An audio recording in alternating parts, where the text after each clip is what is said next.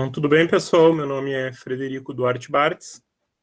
Eu sou técnico em assuntos educacionais na Faculdade de Arquitetura da URGS e tenho pesquisado já faz algum tempo a história do movimento operário, a história da classe trabalhadora, e também escrevi recentemente um artigo sobre os espaços de luta antifascista em Porto Alegre. Isso faz parte de um projeto mais geral que eu tenho desenvolvido, né, que se chama Caminhos Operários em Porto Alegre. Inclusive, no final dessa aula, vou fazer um convite aí para o pessoal relacionado a esse projeto que eu tenho, né? Mas estudar os espaços de mobilização, os espaços de luta da classe trabalhadora aqui em Porto Alegre, me fez chegar à questão da luta contra o fascismo. E não digo que isso seja surpreendente, mas impressiona bastante quando a gente vê a extensão e a variedade da luta antifascista aqui em Porto Alegre, aqui na capital do Rio Grande do Sul. A gente hoje tem uma perspectiva antifascista muito difundida. As pessoas se dizem antifascistas porque, de fato, o neofascismo, né, teve um retorno aí, uma retomada de força, então muitas pessoas se reivindicam antifascistas. Mas é preciso que a gente conheça um pouco mais da luta dos antifascistas do passado, né? Dos antifascistas da década de 20, 30, 40. E aqui eu vou mostrar um pouco para vocês a história desse antifascismo, dessa luta contra o fascismo em Porto Alegre, nossa cidade. Eu acho que antes é importante dar uma perspectivada em algumas coisas, né? Quando eu falo em fascismo, em geral o pessoal faz esse questionamento, né? Quando eu falo em fascismo, eu não me refiro só ao fascismo lá do Benito Mussolini, né? O fascismo do Partido Nacional Fascista Italiano. Eu falo de fascismo no plural, eu falo de fascismos, né? Como uma série de regimes autoritários que surgiram no começo do século XX, né? De corpos de ideias autoritários, preconceituosos, vinculados a uma perspectiva elitista, tal, excludente. Então, o fascismo aqui, para mim, o nazismo é um tipo de fascismo, o franquismo, o salazarismo, o integralismo, e aí vai, né? Então, é sob essa perspectiva de um fascismo que é amplo e, por sua vez, esse antifascismo também tem que ser amplo. Se o fascismo é diverso, ele acontece em diversas formas nos diferentes países, necessariamente essa luta antifascista também vai ter que ser diversa e vai ter que ter diferentes táticas, né, dependendo do local. E vou começar minha apresentação aqui dizendo que eu não vou me aprofundar tanto na história dos fascismos. Acho que isso já foi feito, né, de uma maneira até bastante adequada ali com o Carlos, o Guilherme, a própria Andréia mostrou um pouco isso, né? Então eu vou agora mais mostrar e discutir como é que foi a constituição de um campo de luta antifascista em Porto Alegre, ali entre os anos 20 e os anos 30. Então vamos lá, vou aqui compartilhar a tela inteira.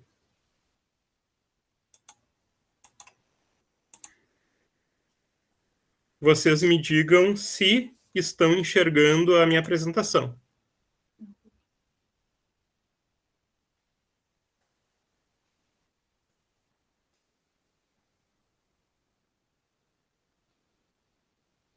Aqui para mim ela está demorando um pouco. Não sei se já apareceu. Tá ok. Aqui está a Andréa na minha frente para me ajudar.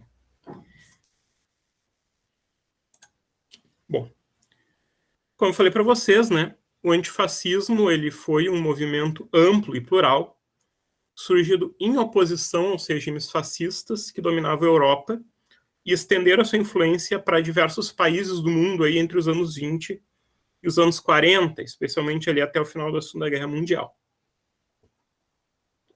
Antes de tudo, é preciso, então, caracterizar o fascismo como um movimento que adquiriu formas diversas nos diferentes países em que essa corrente política se organizou. Que era o que eu estava falando ontem, eu estava falando agora há pouco. Fascismo no plural, né? Fascismo italiano, nazismo alemão, franquismo espanhol, salazarismo português, e o integralismo brasileiro, mas existem também outras formas que a própria Andréia, que também já, como no caso mexicano, que ela já abordou. Dessa forma, falando aqui de fascismos, não vinculados necessariamente ao modelo italiano, como uma generalização para diversas correntes políticas ideologicamente associadas ou análogas, ou seja, corpos de ideias similares que atuaram em um período similar. Algumas das características do que os movimentos fascistas defendiam, né, podem ser elencadas aqui: o nacionalismo, o anticomunismo, a oposição ao liberalismo e à democracia, a crítica ao grande capital, a defesa do militarismo, do corporativismo e da centralização do poder político, e uma relação contraditória entre o tradicionalismo e a modernização. Algumas coisas colocadas aqui parecem um pouco contraditórias, mas o fascismo, ele é contraditório. Ele é, muitas vezes, confuso e se aproveita dessas contradições de forma oportunista para crescer. Para o cara que é um pequeno comerciante que quebrou depois da crise dos anos 20, ele vai dizer que a culpa é dos banqueiros, do grande capital judaico. Para o cara que é o banqueiro, que é o burguês, ele vai dizer que a culpa da crise é dos comunistas, dos operários que são desvirtuados pelo comunismo. E para todo mundo ele vai dizer que é necessário se unir numa perspectiva nacionalista, centralizadora e com Estado forte. E aí essa relação contraditória do tradicionalismo e da modernidade está inserido nisso.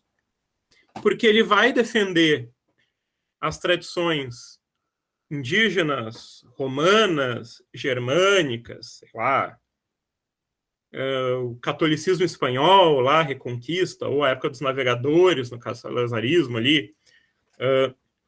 Mas ele vai, buscando esse tradicionalismo, ele vai apontar para caminhos de modernização como, em alguns casos, uma industrialização, uma tentativa de modernização da economia.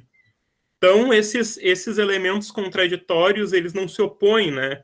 Eles acabam jogando a favor do projeto fascista, de fascistização da sociedade. Assim como o fascismo foi um movimento internacionalmente diverso, o antifascismo, que era o que eu tinha falado, né, também adquiriu formas diferentes conforme o país onde se organizou. Na Itália, no início dos anos 20, né, atuaram os Arditi del Popolo, que eram grupos de soldados que haviam se reunido para combater as brigadas fascistas. Isso no começo dos anos 20, fim da década de 10, começo dos anos 20. Na Alemanha, durante os anos 30, vai surgir, por exemplo... Eu continuo apresentando? Continua, só fecha essa janela. Tá estranho isso aqui, mas tudo bem. Na Alemanha, durante os anos 30, vai surgir, por exemplo, o Eisenfront, que é a Frente de Ferro, de influência social-democrata, e o Antifascistische Aktion, que é a ação antifascista dos comunistas. Então, como pode ver, esse caso alemão, tu pode ter dois movimentos antifascistas diferentes no mesmo país, né? Até porque a origem deles é diferente. Então, apesar dessa diversidade, como aponta o Eric Hobsbawm, um grande historiador, né, na era dos extremos, o antifascismo ele conseguiu unir uma gama considerável de forças a partir de algumas premissas, de alguns objetivos comuns. Como, por exemplo, a defesa do progresso social, a valorização dos governos populares e o combate à desigualdade baseada no nascimento ou na origem. Né? Não importa se tu é judeu, se tu é operário, se tu é imigrante. Numa perspectiva antifascista, é necessário incorporar todas as pessoas. Aí são alguns dos símbolos, né, antifascistas que a gente costuma ver por aí. Tem aí o fátio, né, cortado por esse machado aí, que é o símbolo dos Arditi. que é um dos primeiros símbolos antifascistas, porque o facho é como eu havia falado do Guilherme, é esse machado cercado de varas, né, que é um símbolo da República Romana. É um dos primeiros símbolos antifascistas, mas ele acabou também não se popularizando tanto para além da Itália. O que a gente tem mais familiaridade quando fala de antifascismo são esses dois aqui, que é essas duas bandeiras, né, que é os Zwei Rot Fahnen, que é as duas bandeiras vermelhas. Na origem eram duas bandeiras vermelhas, porque o movimento era comunista. Atualmente, né, se faz várias adaptações, dependendo do movimento social, agrega uma bandeira vermelha de outra cor. E esse The High Fly, aí, essas três setas, que é o símbolo do antifascismo social-democrata, e essas três setas inicialmente indicavam ser contrário ao nazismo, ao conservadorismo e ao comunismo, que era um adversário naquele momento pré-golpe do Hitler, né?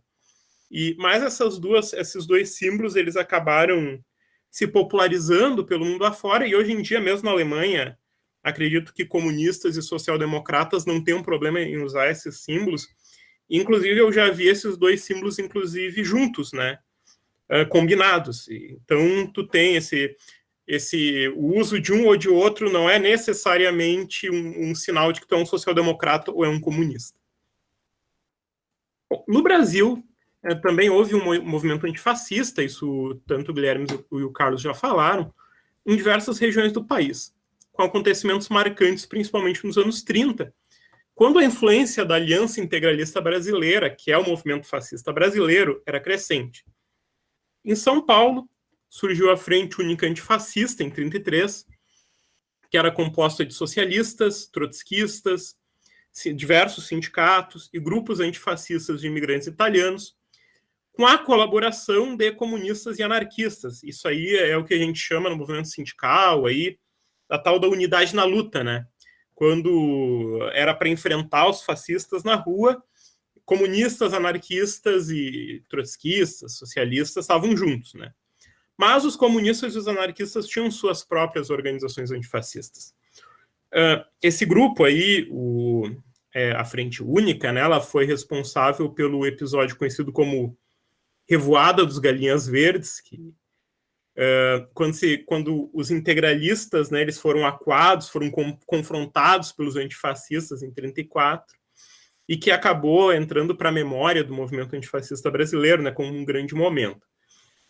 Em 1935 surge a Aliança Nacional Libertadora, sob a hegemonia do Partido Comunista, que foi aí a maior organização antifascista do país, mas isso a gente vai falar um pouco mais tarde, a gente vai ter um tempo para falar só da ANL.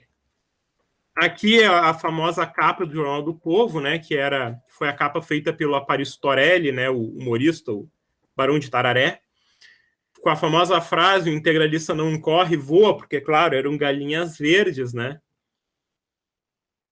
E o antifascismo em Porto Alegre? A cidade de Porto Alegre, ela tem uma particularidade que é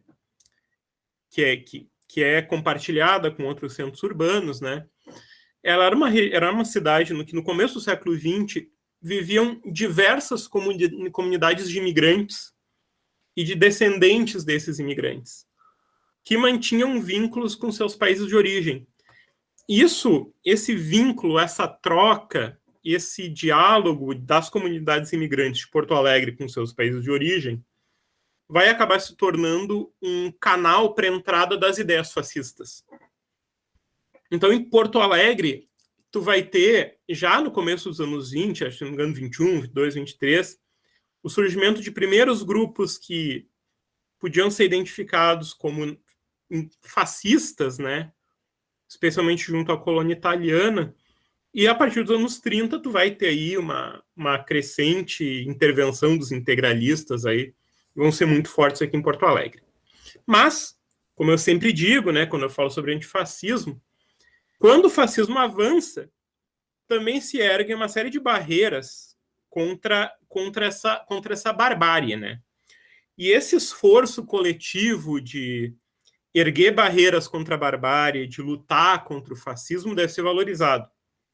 E a nossa cidade, aqui, Porto Alegre, ela foi palco de um grande número de movimentos que combateram o fascismo e que envolveram diversos militantes de origens e orientações diversas. Pode-se dizer, inclusive, que aqui em Porto Alegre, a crítica ao fascismo, a denúncia ao fascismo, ela veio antes do que da organização antifascista. Como eu falei para vocês, essas comunidades imigrantes, elas mantinham contato com a Europa. E no movimento operário isso era muito forte. O movimento operário, tanto os anarquistas quanto os comunistas, até os social-democratas aqui de Porto Alegre, eles tinham uma vinculação com o exterior, com a Europa, com os Estados Unidos, com os países aqui do Rio da Prata, com o restante do Brasil. Então essas ideias circulavam muito. Às vezes a gente pensa que não, mas tu tinha uma circulação de ideias muito intensas entre a Europa e a América naquela época. Então, as notícias do que era o fascismo já chegavam aqui no começo dos anos 20. E já em 21, tu vai ter, por exemplo, a Revista Liberal, que era uma revista muito importante organizada pelos anarquistas, denunciando o que são os fascistas, né? Os fascistas reúnem o pessoal dos sindicatos amarelos, que são os sindicatos colaboracionistas com o governo, né? Alianças católicas e um grande contingente de vivedores de toda a espécie e que encontram no fascismo a ocasião de satisfazer os seus instintos perversos. E aqui ao lado uma charge, né, que é a charge da paz armada, né? Na verdade isso é uma folha, uma palma, né? Uma folha da palma da paz aí, e na verdade é uma palma feita de sabres, né? Quer dizer que a paz que foi conseguida no fim da Primeira Guerra Mundial era, na verdade, uma paz para que os governos se armassem e preparassem uma nova guerra. E o fascismo faz parte desse processo. Então já tem a denúncia disso em 21 em Porto Alegre. E aqui é o número do Der Freie Arbeiter, né, que é o jornal dos anarquistas alemães em Porto Alegre, com a manchete, né, o perigo fascista na Alemanha. Isso mesmo antes do putsch da cervejaria do Hitler. Então, já antes do fascismo se lançar na sua primeira empreitada, do nazismo, né, se lançar na sua primeira empreitada de tomada do poder, tu já tem a caracterização dos imigrantes anarquistas aqui, dos operários de Porto Alegre, que isso era um perigo, o crescimento dessa corrente era um perigo na Alemanha. E aí é bem interessante, como eu falei desses vários fascismos, esse jornal que era coordenado pelo Friedrich Nietzsche, que a gente vai falar um pouco depois, ele já caracteriza o nazismo como um tipo de fascismo, né? Então isso não é uma caracterização só dos historiadores, era uma caracterização que mesmo os antifascistas daquela época já faziam. Vamos então partir agora que eu já fiz esse preâmbulo, eu vou partir um pouco para a história das organizações antifascistas aqui na nossa cidade. A primeira organização antifascista de Porto Alegre foi o Grêmio Antifascista Giacomo Matteotti. Como eu falei, né, quando o partido fascista ele subiu ao poder lá na Itália e se deu o início da ditadura do Mussolini, os fascistas eles passaram a atuar em diversas partes do mundo onde existia uma numerosa colônia italiana, até mesmo por interesses imperialistas, né, da Itália fascista. Interesses de reforço de relações econômicas e também interesse de fazer com que a ideologia fascista se espalhasse. E no caso de Porto Alegre, tu já tem iniciativas de propagação do fascismo no começo dos anos 20. Para combater esse avanço do fascismo, vai surgir dentro da colônia italiana de Porto Alegre um grupo de imigrantes que vai formar no dia 23 de junho de 26 o Grêmio Antifascista Giacomo Matteotti. Esse foi o primeiro grupo desse gênero, um grupo antifascista declaradamente construído para enfrentar o fascismo que surgiu em Porto Alegre. E o nome dele, né, é muito significativo porque homenageia um líder do Partido Socialista que foi assassinado em 1924, né, a mando dos fascistas, a mando do Mussolini, né, porque denunciou, né, no parlamento italiano os crimes, né, do regime fascista. Antes do fechamento do parlamento, né, na Itália. Esse grupo ele foi criado, ele foi fundado, e vocês vão me ver falando do local em que os grupos foram fundados, onde se articularam, porque é importante também a gente perceber um espaço de atuação antifascista, um território, a criação de um território antifascista em Porto Alegre, né? Ele foi criado no Hotel Jung, ali na Voluntários da Pátria, e ele mantinha reuniões na Livraria Americana, na Rua dos Andradas. E a primeira diretoria era composta por 3 pessoas, né, pelo Afonso De Giovanni, o Amilcar Ferrari e o Carlos Gatti. Esse último era um artista, né, ele era dono do ateliê fotográfico.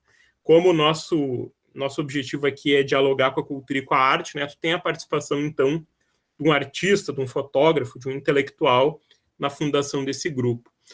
E esse grupo ele era principalmente formado por artistas, artesãos e profissionais liberais. Ele tinha um forte vínculo com a maçonaria.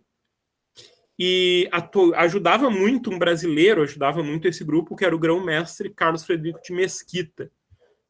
Ele publicava esse grêmio aí, um jornal chamado Liberdade, onde ele analisava lá a situação do fascismo na Itália e divulgava as atividades antifascistas no Brasil. Aqui vocês podem ver o local em que ele foi fundado. Aqui é um prédio que ainda existe hoje em dia, né? Hoje acho que é uma loja de brinquedos, de roupa, não sei bem, mas analisa voluntários. E aqui a capa do Jornal de Liberdade, onde pode ver a foto estampada do Giacomo Matteotti. E aqui é um convite para uma palestra em que o grupo Giacomo Matteotti convida aí, especialmente a classe operária, né, o Átila Salvaterra, que era um outro liderança, no aniversário do assassinato do Giacomo Matteotti, para se encontrar no Grande Oriente do Rio Grande do Sul, que era a sede da maçonaria, né? E aqui vocês podem ver, já nesse primeiro grupo, algumas características que vão particularizar ele. Era um grupo que não tinha uma penetração tão grande na classe operária. Era um grupo que envolvia mais trabalhadores qualificados, profissionais liberais, intelectuais, e a ação dele estava vinculada ao centro da cidade, que é onde esses profissionais trabalham. E as atividades culturais que esse grupo praticava eram essas, eram debates, discussões, palestra. Então, é esse tipo de atuação do grupo Giacomo Matteotti. Um segundo grupo, que compartilha com esse primeiro algumas características, é o Centro Republicano Espanhol. Durante os anos 30, como alguns de vocês devem saber, né, a República Espanhola foi proclamada em 31, e um grupo de sócios que fazia parte da Sociedade Espanhola de Socorros Mútuos, que é a sociedade espanhola mais antiga de Porto Alegre, vai fundar o Centro Republicano Espanhol. Entre esses aí estavam Francisco Gaspar, Isidro Villa, Lourenço Pico e o Fernando Corona, que é um artista super famoso em Porto Alegre. Foi fundamental para o desenvolvimento ali do Instituto de Artes, né, do Instituto de Belas Artes, e ele foi um grande arquiteto, né? Ele, inclusive, desenhou o prédio, né, onde está localizada a Sociedade Espanhola de Socorros Mútuos. É um desenho do próprio Fernando Corona. E o centro, ele funcionava dentro da sociedade espanhola, né? Apesar da sociedade espanhola ser uma sociedade apolítica, ela abria suas salas para as reuniões desse grupo, que organizava atividades culturais, bailes, atividades folclóricas e também reuniões políticas, né? O papel de resistência ao fascismo, quando esse centro ele ganha um caráter antifascismo, vai ser alguns anos depois da sua fundação, quando estoura na Espanha a Guerra Civil Espanhola. Em julho de 36, vai se iniciar no Marrocos, né, depois parte lá para a Espanha continental, a Guerra Civil Espanhola, com impactos fortíssimos aí na comunidade imigrante de Porto Alegre, não só a comunidade imigrante de Porto Alegre, mas em várias comunidades imigrantes do mundo que se viram divididas, né, entre os republicanos e os nacionalistas, ocorrendo aí uma divisão, né, entre aqueles que eram a favor do Franco e do pessoal que estava promovendo essa quartelada e os que eram fiéis à República. Inclusive, nessa conjuntura, o Centro Republicano ele se tornou uma agremiação de resistência ao franquismo. Ele se integrou numa rede nacional de grupos antifranquistas que arrecadava donativos, circulava propaganda e também organizava a ida de combatentes lá para as brigadas internacionais na Espanha. Depois da Guerra Civil, né, foi vencida pelos franquistas, né, esse local, Sociedade Espanhola de Socorros Mútuos, ele se consolidou como um espaço de cultivo de uma sociabilidade e de uma cultura antifascista. E a comunidade espanhola em Porto Alegre, ela permaneceu por muito tempo dividida. Por quê? Porque enquanto os antifranquistas, os republicanos, frequentavam a sociedade espanhola, ali na Andrade Neves, os nacionalistas construíram no Higienópolis a Casa de Espanha, para ser o espaço de sociabilidade dos nacionalistas, dos franquistas. Então, tu tem, ao longo de todo o século XX, uma divisão nessa comunidade, com a sociedade espanhola se caracterizando como um espaço de resistência ao autoritarismo, resistência ao franquismo, resistência ao fascismo. E aí é interessante, aqui até não quero psicologizar as coisas, né, mas essa foto aqui ela é bastante significativa, porque ela foi uma foto tirada um dia depois de estourar a Guerra Civil na Espanha. Um dia depois da revolta lá dos quartéis nacionalistas. Eu percebo, olhando para essa foto, uma certa tensão no ar, né, uma certa angústia tal. Até porque, como consequência, houve problemas internos à sociedade espanhola. O presidente da sociedade espanhola, que agora está me fugindo o nome, ele foi convidado para ser cônsul do governo nacionalista, que era o governo reconhecido pelo Brasil. E no momento em que ele aceita esse cargo, o restante dos sócios da sociedade espanhola se reúne e depõe ele.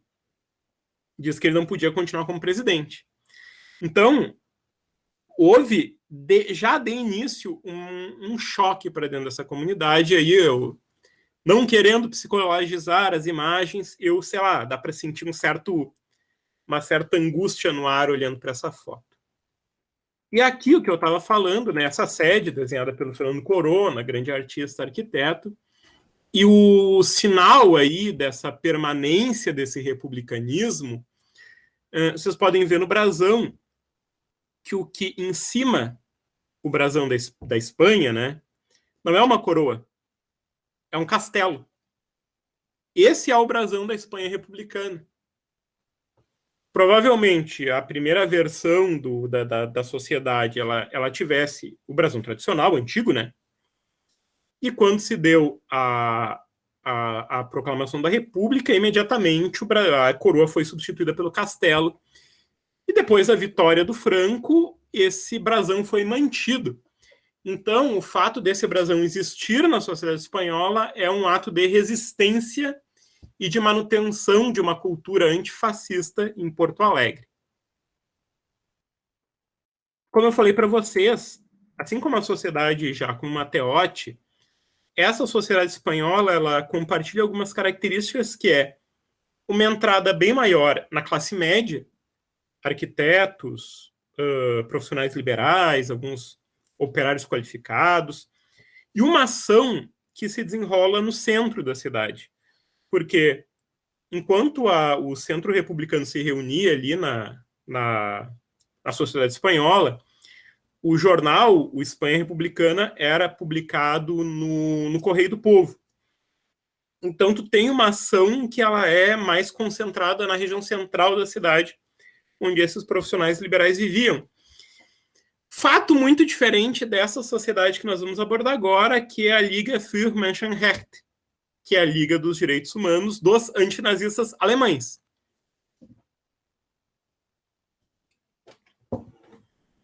Depois de 1933, né, quando o partido nazista do Hitler ele chega ao poder na Alemanha, aqui em Porto Alegre foi fundada a Liga für Menschenrechte, né, que é a Liga dos Direitos Humanos.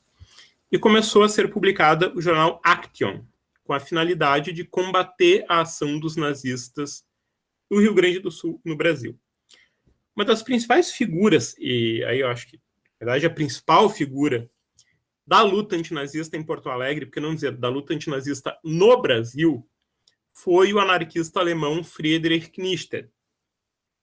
Ele já era uma liderança muito importante do movimento operário aqui de Porto Alegre, e ele administrava, junto com a sua esposa, a Elisa Hedwig, a Livraria Internacional, que ficava localizada aqui na Rua Voluntários da Pátria, 1195. Um prédio, inclusive, que existe até hoje, na frente da rodoviária. O Knister, aí é importante essa diferença, que é uma diferença de base social aqui mesmo, né? O Knister, ele estava na direção da Caixa de Auxílios Navegantes e na Federação de Caixas de Beneficência. O que é isso? O Navegantes, Floresta Navegantes São João, é uma região com uma forte presença operária. Operários que muitas vezes tinham dificuldade de pagar um enterro, de ter um auxílio caso ficassem doentes. Então, tu vai ter a multiplicação de sociedades beneficentes criadas para esses operários se protegerem, mas também como espaços de celebração, de solidariedade, espaços culturais, de esportes, etc. Essa federação, aí o Knister ele foi responsável por pegar essas 4, 5 caixas que haviam e reunir numa federação, né, que era a Federação das Caixas de Beneficência e Morte. É isso. Federação das Caixas de Beneficência e Morte. E ele usou essa estrutura das caixas dessas sociedades beneficentes para espalhar o ideal antinazista. E aí, nessas associações, nesses espaços, ele promovia espetáculos de teatro, canto coral, campeonato de bolão, né, que é o Kegel, né, palestras. E existia também uma praia que era dessa federação de caixas beneficentes, que ficava na Frederico Mendes e dava para o Guaíba, que era uma praia que era usada para a classe trabalhadora, para o lazer da classe trabalhadora. Então, tem todo um esforço aí para promover uma sociabilidade antinazista entre a classe operária de Porto Alegre. A partir de 1935, com a repressão aos comunistas, com o avanço do autoritarismo ali do Vargas, essa atuação vai ficar mais difícil. E com a entrada do Brasil na guerra, voltando um pouco atrás, tanto ficou mais difícil que o Knister ele vai se mudar para o bairro Petrópolis. Ele vai ter uma chácara no Petrópolis, que a partir dali vai ser o QG dele, né? Dele e da Elisa Hedwig. E a partir e começa a guerra, daí a partir da declaração de guerra do Brasil à Alemanha, o antifascismo vai retomar força e o Knister, com o restante dos companheiros e companheiras que tinham participado lá da Liga, vão fundar o movimento dos antinazistas alemães, que aí, com a atuação também de um militante austríaco, né, o católico, o Johann Grimmeisheim, né, que então vai ter toda um ressurgimento aí durante a guerra desse movimento antinazista, também na pessoa do Knister.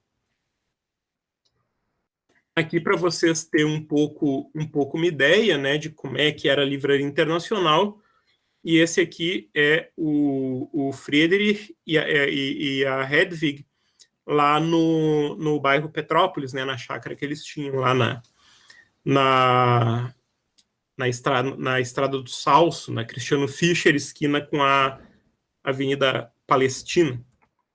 E aqui está a capa do Action, né, o órgão da Liga pelos Direitos Humanos. Essa associação específica que a gente falou, ela tem uma diferença com as anteriores, porque ela foi uma associação de massa. O movimento antinazista em Porto Alegre foi um movimento de massa, com muitas atividades no seio da classe trabalhadora, muito voltado para o operariado fabril, com uma atuação, e aí eu acho que pega a questão da cultura, uma atuação cultural muito diversa, com festas, com coral, com atividades esportivas. E aí, o Knistad soube, sabiamente, utilizar toda a tradição de festividade, associativismo da comunidade alemã e transformar isso num veículo da luta antinazista. Inclusive, os próprios nazistas diziam que o 1º de maio de 34 ou de 33 só não saiu da maneira que eles queriam, teve pouca gente por causa do Knistad. Então tem uma atuação aí muito forte, muito massiva. Da mesma forma que a base social operária, tu pode ver ali na Liga für Menschenrechte, né? Tu vai ter aqui na União e Luz Operária Russo-Branco-Ucraniana também uma base operária. Essa associação aí, a União e Luz Operária Russo-Branco-Ucraniana, ela vai surgir no fim dos anos 20 e ela vai atuar até 35. Essa associação, ela estava voltada muito para atividades culturais, folclóricas, de tentar, preservar os costumes, danças e músicas lá da Ucrânia e da Bielorrússia, promovia comemorações, festividades étnicas e ajudava a manter um espaço de sociabilidade para esses imigrantes que tinham vindo da Ucrânia e da Bielorrússia e eram imigrantes muito recentes. Porque essa imigração da Ucrânia e da Bielorrússia para Porto Alegre, ela vai se dar depois da Primeira Guerra Mundial. Então era um pessoal que estava há 10, 5 anos aqui e surge esse grupo para ser um espaço de sociabilidade, de cultivo dessas tradições. Esses imigrantes, eles vinham, a maior parte das vezes, da região ocidental da Bielorrússia e da Ucrânia, e essa zona de onde esses sujeitos vinham, ela era muito marcada por uma fissura social, por um conflito social muito grande entre nobres, né, a aristocracia, e o campesinato. Em Porto Alegre, esses imigrantes aí se tornaram operários fabris, né, eles eram camponeses lá nos seus países de origem, se tornaram operários e foram morar principalmente no 4º distrito. E aí, onde é que entra o antifascismo nessa associação? Essa região aí de onde é que eles eram oriundos, né, esses ucranianos e bielorrussos, de onde eles haviam imigrados, ficava num espaço geográfico que no fim da Primeira Guerra foi assignado para a Polônia. Essas regiões ficaram com o Estado polonês, com a República Polonesa. E durante esse período entre guerras, essa região aí ela vai passar por um processo muito forte de assimilação. O Estado polonês ele vai tentar assimilar e polonizar essas populações. Em contraste com os territórios que ficaram sob domínio da União Soviética, onde tanto a Bielorrússia quanto a Ucrânia se tornaram repúblicas autônomas que podiam cultivar sua língua, sua cultura.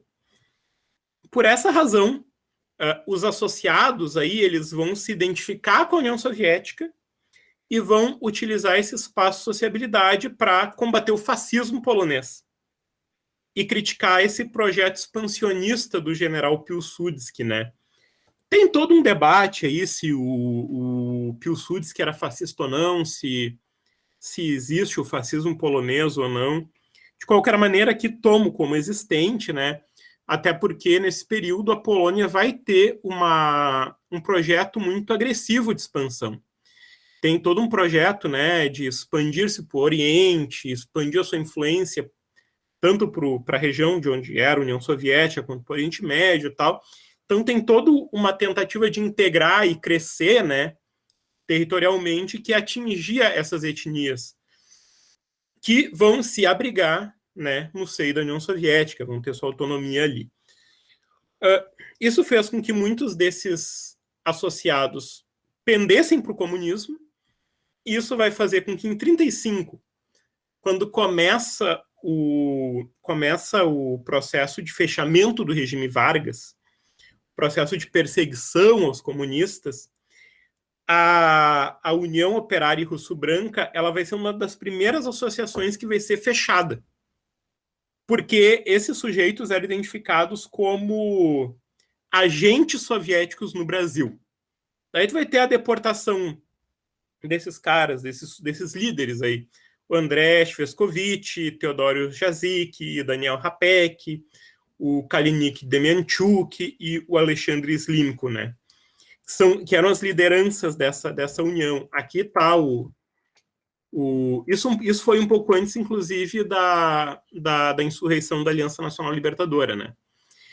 Vocês podem ver aí o fechamento em todo o território brasileiro da União e Luz Operária Russo-Branca, porque por decreto baixado pelo próprio Vargas, ou seja, tem um peso muito grande na dissolução dessa sociedade. E aí vocês veem que, assim como os antinazistas ali, que eu falei no momento anterior, do Friedrich Nietzsche, com os membros da Liga, eles ressurgem nos anos 40, na conjuntura da guerra, assim os antifascistas ucranianos e bielorrussos também durante a guerra vão ressurgir, fundando a sociedade eslava. Essa sociedade, especialmente os bielorrussos, vão ser a base do surgimento da sociedade eslava, que aí esse grupo sim vai ter uma relação muito íntima com a União Soviética. E aí vocês podem ver, né, como eu falei, que uma das principais atividades desse grupo eram atividades folclóricas. Podem ver aí uma orquestra de bala, uma foto rara, né, de uma orquestra de balalaica da sociedade eslava nos anos 40. Grêmio Esportivo e o Círculo Social Israelita. Esse é um caso muito particular, né? Porque até agora a gente viu o combate a um antifascismo dentro das suas próprias comunidades étnicas, né? Como não havia um fascismo judaico, né, essa comunidade étnica vai combater o integralismo. Claro que isso vai se dar numa conjuntura muito particular. A comunidade judaica de Porto Alegre, né, ela começa a se estabelecer de uma forma mais sistemática na região aqui do Bonfim, nos anos 10. E à medida que ela vai se estabelecendo, ela vai fundando e criando sociedades beneficentes, clubes. E em 29 vai surgir o principal clube esportivo fundado pelos judeus aqui em Porto Alegre, que é o Grêmio Esportivo Israelita, que jogava, né, onde hoje é o Hospital de Clínicas, ele era um campo de futebol. No ano seguinte, 1930, vai surgir a principal sociedade recreativa da comunidade israelita, que é o Círculo Social Israelita, que, como era um círculo social, né, promovia bailes, reuniões dançantes, especialmente ali na região dos altos do Cine Baltimore. E entre os fundadores em comum dessas duas sociedades estavam alguns nomes, como, por exemplo, Benny Lichtenstein, Maurício Zaducliver, Willy Paulo Leogói, que são pessoas significativas dentro da comunidade. Acontece que durante os anos 30, os integralistas eles passaram a promover passeatas nas ruas do Bonfim, né, uniformizados, gritando Danauê e tudo. E essas manifestações elas tinham uma motivação antissemita. Elas tinham como objetivo, porque dentro do integralismo, né, haviam correntes antissemitas que se aproximavam do nazismo. E o objetivo dessas marchas era intimidar os judeus que viviam ali no Bonfim. Isso ocorreu algumas vezes, né, até que os membros desses dois grupos, o Círculo Social Israelita e o Grêmio Esportivo Israelita, se juntaram e enfrentaram os fascistas. Aí, em 34, esses jovens associados aí, que a maioria eram jovens, 18, 20 e poucos anos, né, se reuniram e partiram para a briga, lutar contra os integralistas que faziam exercícios militares ali na Redenção. E o resultado dessa briga generalizada foi que os integralistas nunca mais voltaram para o Bonfim. Isso aí, o Guilherme falou ali na aula anterior que houveram vários combates da Praça da Sé espalhados pelo Brasil. Essa guerra do Bonfim é uma dessas pequenas praças da Sé que ocorreram. Essa é uma luta concreta dos antifascistas com os fascistas. E uma vitória dos antifascistas, né? Aqui está o Cine Baltimore, onde o Círculo Social Israelita, né, mandava seus bailes, suas festas.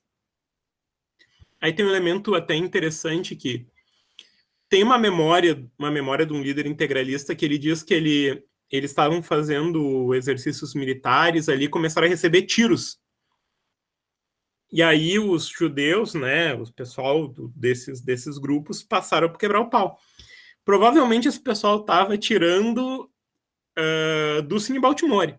Isso aí foi mais ou menos em maio de 34, né, pelo depoimento desse cara. Na verdade, essas informações eu tirei de um livro de memórias do... Agora está me fugindo o nome. Não tá. Moisés Iziric. Moisés Iziric, que é um memorialista da comunidade judaica em Porto Alegre, né? E ele conta essa história e que é corroborada pelo outro lado ali, pelo líder integralista que foi entrevistado pelo Elgio Trindade, que é um pesquisador do integralismo.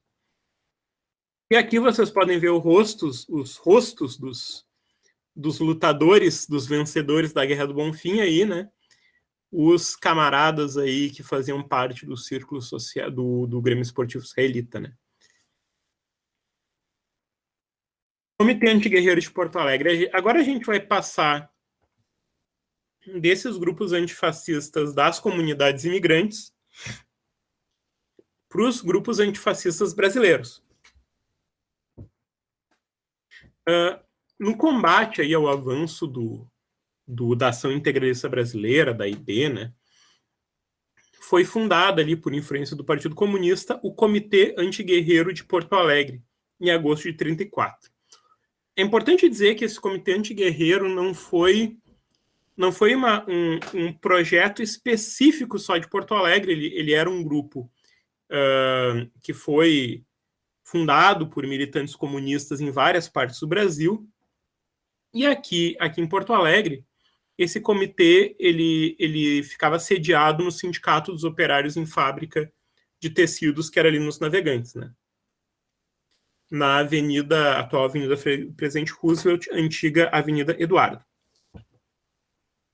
E essa associação, esse comitê antiguerreiro, ele congregava trabalhadores e trabalhadoras das fábricas, empregados do comércio, intelectuais e estudantes.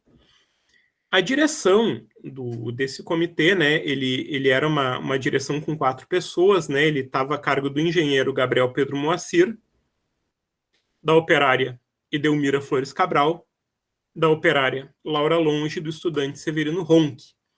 E aí eu quero trazer uma particularidade desse comitê que eu acho super importante. Esse foi o grupo que teve a mais significativa direção feminina entre os grupos antifascistas em Porto Alegre. As mulheres ocupavam aí metade da direção desse grupo. E eu acho que isso tem uma justificativa que é tanto territorial quanto profissional. Porque como esse comitê ficava sediado no Sindicato dos Operários em Fábrica de Tecidos e a atuação dele era principalmente nos Navegantes, essa região tinha uma forte presença de mulheres que trabalhavam como operárias na Renner, na Rio Guaíba, na Fiatesse. Então pode-se dizer que essa era a base social. Essas mulheres antifascistas davam corpo para esse comitê antiguerreiro. Em setembro de 34, o comitê ele organizou um grande ato antifascista no Cinema Navegantes, ali na Cairu, no coração fabril de Porto Alegre. E algum tempo depois, aí os integralistas levaram o Plínio Salgado, que é o principal líder deles, para falar no mesmo cinema. Claro que uma provocação. E aí, para boicotar a atividade, né, o Eloy Martins, que foi um grande líder comunista aqui de Porto Alegre, metalúrgico, negro, migrante de Santa Catarina, e o Agildo Barata, que era um dirigente comunista militar vindo do Rio, eles traçaram um plano para deixar o cinema sem luz, enquanto o Plínio estava falando, cortar o fornecimento de energia e atirar uma bomba lá dentro para jogar o pânico na galera e tal. Claro, era uma bomba de efeito moral, né? Só que, quando os caras foram cortar, aí o Eloy Martins, que era o cara que conhecia mais, vou cortar. Aí o Agildo Barata, como era dirigente, vinha do Rio, não, deixa que eu faço. Foi lá e pá. O que ele fez? Ele deixou o cinema com luz e deixou o resto do bairro inteiro às escuras. Daí os caras jogaram uma bomba lá, deu um bafafá, mas aí não teve maiores consequências. Daí eu coloco isso também porque é para mostrar, né, que a luta antifascista também ela é feita, né, de momentos de engano e de improviso. Aqui é o Cinema Navegantes, onde se passou essa história curiosa, né? E aqui são os dois personagens da nossa história aí, o Eloy Martins e o Agildo Barata. Infelizmente, eu não tenho, né, as fotos dos líderes do Comitê Antiguerreiro, mas consegui as fotos aí dos autores dessa proeza aí. E a Aliança Nacional Libertadora, né, como eu disse, que chegaria até aqui, é que cheguei. A Aliança Nacional Libertadora, a famosa ANL, ela foi uma frente política que surgiu em 35, né? E entre 34 e 35, congregando militantes comunistas, socialistas, anarquistas e democratas, e contava com a participação de diversos setores sociais. Trabalhadores fabris, intelectuais e antigos tenentes militares, né, que estavam descontentes com o rumo do governo Vargas. Um dos principais objetivos da ANL era o combate ao fascismo dos integralistas e o autoritarismo do governo Vargas, né, que já estava trabalhando com a Lei de Segurança Nacional, todas essas coisas.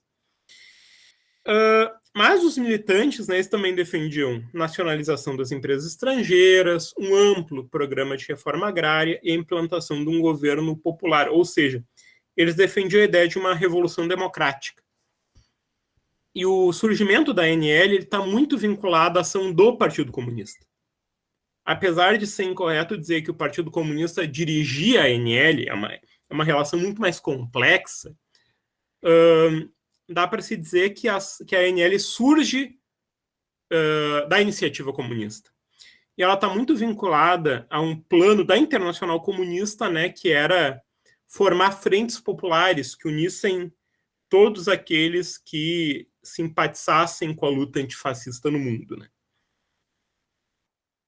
No Rio Grande do Sul, a ANL ela foi fundada oficialmente em 5 de julho de 35, né? Mas, na verdade, ela já estava sendo implantada um pouquinho antes, né? Já, os primeiros núcleos já surgiram um pouco antes.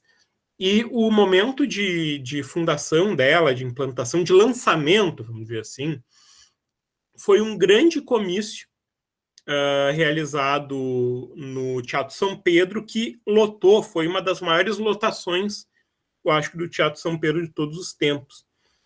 E nesse lançamento, né, estava presente, por exemplo, a Maura Pereira de Sena, né, que era uma das principais líderes da Federação Nacional de Mulheres, vinculadas ao PCB, e foi escolhido como presidente Dionelly Machado, um grande escritor, e o Aparício Cora de Almeida, que era um estudante, né, estudante de Direito. E entre os meses de junho e julho, os núcleos da ANL brotaram em todas as regiões da cidade. Foi algo, em muito pouco tempo, surgiram núcleos da ANL em vários lugares. No centro, nos Navegantes, no São João, no Montserrat, na Azenha, no Partenon e no Bonfim. E esses núcleos, eles eram núcleos de estudantes, metalúrgicos, madeireiros, alfaiates, bancários, comerciários, gráficos, barbeiros e trabalhadores da imprensa. Ou seja, mal o grupo foi fundado, em menos de um mês ele já estava espalhado por todo o território da cidade e com uma capilaridade entre diversas profissões. E foi assim no Brasil todo, né? A NL ela cresceu muito rapidamente, até que o Getúlio Vargas, né, um mês depois dela ter sido lançada em Porto Alegre, ele fechou a NL e acabou reprimindo esse processo. Claro que isso aí é o primeiro passo para a repressão mais tarde que vai se desenvolver e que vai dar lá no Estado Novo. Aqui, para vocês terem um pouco uma ideia daquele da lotação que eu falei aí, o Teatro São Pedro cheio, né? E essas são as figuras aí que tiveram destaque nesse lançamento aí da NL. O Dionélio, o Aparício e a Maura. É importante que a gente conheça o rosto, né, se possível, das pessoas que a gente está falando.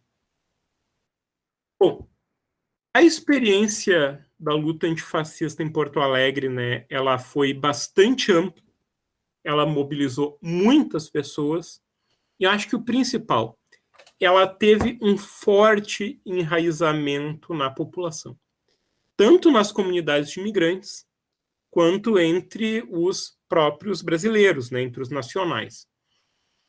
É importante ressaltar que eu abordei até aqui, né, não foram todas as iniciativas conhecidas.